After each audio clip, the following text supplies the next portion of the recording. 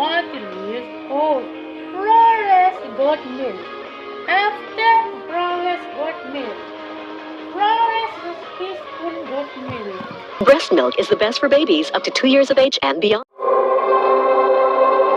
ProMilk helps nourish children during the crucial stage of development. ProMilk from 6 months onwards. ProMilk is pro-gifted. Breast milk is best for babies up to 2 years. Ang krimen sa Makati, sulong na masaksak, sinagatag amahan, mga pulis amahan,